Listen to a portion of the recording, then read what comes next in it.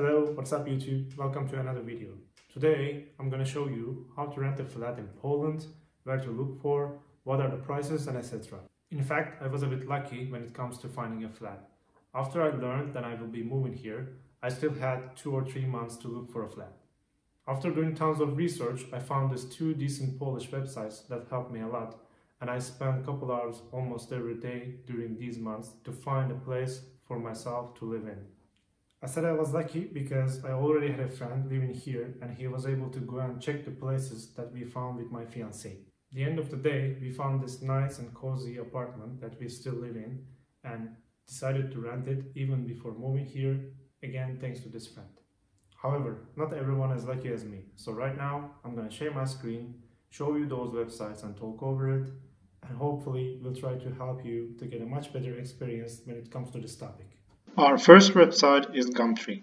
As you can see, it's a Polish one. So I'm using Google Translate to translate this website to an English one. On the left hand side, we go to flats and houses for rent. The first thing that we need to understand to which district of Poland our city belongs to. In my case, Wrocław is a part of Lower Silesia and I'm choosing this. In fact, right after choosing Lower Silesia, we can see Wrocław is a part of Lower Silesia, so I'm choosing Wrocław. The next filter is price, so probably I need to talk a bit about price before actually putting any value in here. Naturally, prices are going higher when you get closer to the city center and going lower when you're getting far from the city center.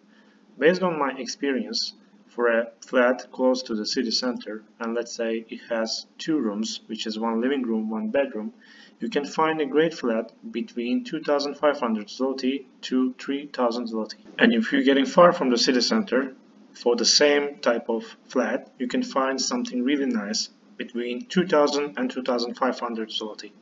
So, in this example, I'm gonna put 2,500 and 3,000 to find something that is close to the city center. On the next one, we need to decide if you want to rent this flat from the owner or from an estate agency. Here, I strongly recommend you to go with the owner first, because when you choose the agency and if you find a flat from the agency, you will need to pay an additional deposit to them. Only if you cannot find anything under the owner, then you can extend your search by also choosing the agency. So in this case, I'm going to choose the owner. The next thing is a number of rooms, which could be a bit tricky. So here it says studio apartment, which is fine, but when it says 2 rooms or 3 rooms, it will mean that for 2 rooms, for example, 1 living room and 1 bedroom. Again, the same thing in here. It will mean 2 bedrooms and 1 living room. I'm telling this because where I come from, when you say 2 rooms, it will mean 2 bedrooms and plus 1 living room. But here, it's not the case. So let's go with 2 rooms for this example.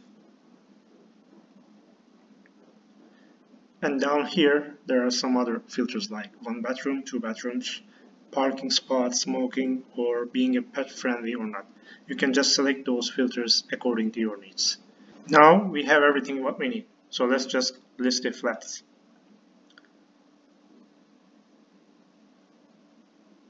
And from here, we can see the flats according to our filters. So let's just select this one randomly and try to understand what is included in this 2,500 zloty. Usually, flat owners give a lot of information under this description part. So here, the most critical part is, it says price is 2,500 per month and all fees included, which will mean water, heating, and other administrative tasks are also included in this price, which is not a bad thing.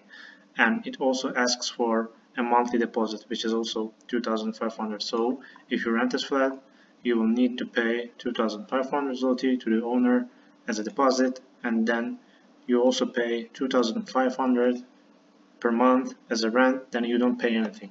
Here, flats are most likely furnished. And in this case, it says apartments fully furnished in the English style, it has a kitchen equipped, etc. etc. However, if you like to learn more details about the flat, you can always ask your owner and also you can find the phone number of your owner by also clicking this area. The last thing I want to show you on this page, the location of the flat. Here on the right side you see a small map. So if you click here, the red mark here usually shows the location of the flat. So let's check how far is it from the city center. The area that I'm marking right now is the city center. It's called Rünek. So flat is not very far from the Rünek. So that said, actually, if we just go back to the flat and check some photos of it, for a flat like that, and it's also pretty close to the city center, and this price, all fees included, it's not a bad option, and it can definitely be considered. We can do the same thing by using another website, which is called olx.pl. This is also in Polish, so let's translate this first. And if we choose real estate and flats, it will also show us some filters. And by putting down some values here, you can just list the flats that you would like to see. I'm not going to show this right now since I showed the same thing on the Gumtree, but I will be putting both of the websites on my description blog. So briefly, this is how you find a flat for rent in Poland.